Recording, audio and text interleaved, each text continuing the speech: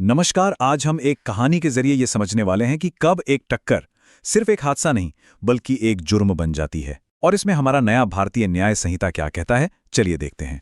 सोचिए, क्या हर जानलेवा घटना को सिर्फ एक हादसा कहकर भुलाया जा सकता है? यही वो सवाल है जो आज की हमारी कहानी के बिल्कुल सेंटर में है। एक ऐसी कहानी जो हमें कानून की उन बारीकियों तक ले जाएगी जहां, पता है क्या, इरादे से ज्यादा जरूरी हो जाते हैं नतीजे। तो चलिए कहानी शुरू करते हैं। जगह है झारखंड का एक छोटा सा शांत सा शहर। और उस शहर की खामोशी को एक रात चीरती है एक तेज रफ्तार मोटरसाइकिल की आवाज। और फिर बस एक पल की चूक और सब कुछ बदल जाता है। नतीजा, एक जानलेवा टक्कर। तो सवाल यह है कि उस रात आखिर हुआ क्या था? वो कौन सा पल था जिसने दो लोगों की जिंदगी हमेशा हमेशा के लिए बदल दी? देखिए, ये टक्कर असल में दो अलग अलग दुनियाओं की थी। एक तरफ संदीप, एक नौजवान जो अपने दोस्तों के साथ तेज रफ्तार से बाइक चला रहा था, और दूसरी तरफ रामलाल जी, एक बुजुर्ग जो बस आराम से सड़क पार कर रहे थे। टक्कर इतनी जबरदस्त थी कि रामलाल जी को फौरन अस्पताल तो ले जाया गया, लेकिन उन्हें बचाया नहीं जा सका। जाहिर है, इसके बाद पुलिस ने अपनी जांच शुरू की और संदीप को गिरफ्तार कर लिया गया। अब ये मामला सड़क से उठकर सीधा अदालत पहुंच चुका था, और अब जज के सामने एक ही बड़ा सवाल था।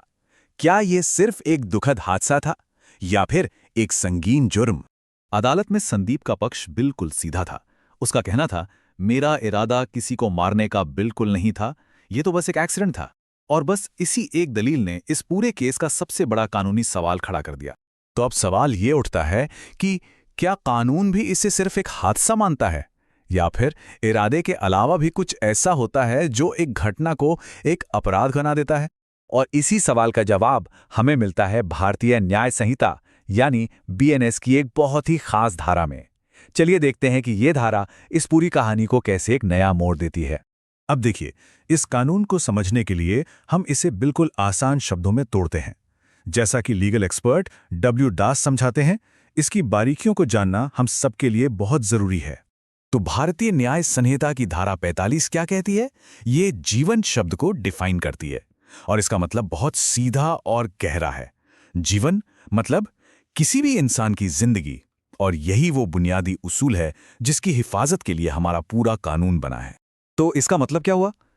इसका मतलब यह है कि कानून का पहला मकसद है हर इंसान की जिंदगी की हिफाजत करना।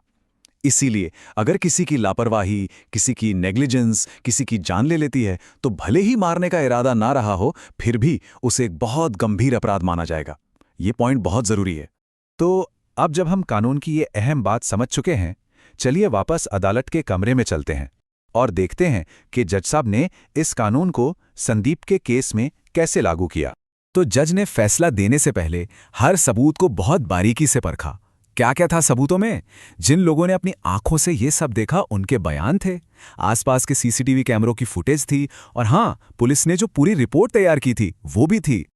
और इन सारे सबूतों को मिलाकर एक ही बात सामने आई, बिल्कुल साफ, कि संदीप बाइक बहुत तेज और लापरवाही से चला रहा था। हो सकता है उसका इरादा किसी को मारने का न हो, लेकिन उसकी ये हरकत, ये लापरवाही सरासर गैर जिम्मेदाराना थी। और क्योंकि इसी लापरवाही ने रामलाल जी की जान ले ली, अदालत ने संदीप को दोषी पाया। देखिए, ये फैसला एक बहुत बड़ी बात पर जोर देता है कि हम अपने कामों के नतीजों के लिए खुद जिम्मेदार होते हैं। अब सवाल था सजा का। तो जज ने समझाया कि ऐसे मामलों में जहां लापरवाही से किसी की जान जाती है, कानून क्या कहता है। सजा जेल हो सकती है, जुर्माना हो सकता है, या फिर कुछ केस में दोनों भी हो सकते हैं। और इस केस की गंभीरता को देखते हुए अदालत ने संदीप को जेल की सजा भी दी और उस पर जुर्माना भी लगाया। तो ये केस तो यहां खत्म हो गया, संदीप को सजा मिल गई। लेकिन ये कहानी अपने पीछे एक बहुत बड़ा सबक छोड़ गई है। तो चलिए आखिर में बात करते हैं कि इस पूरी कहानी का असली मतलब क्या है, हमें इससे क्या सीखना चाहिए।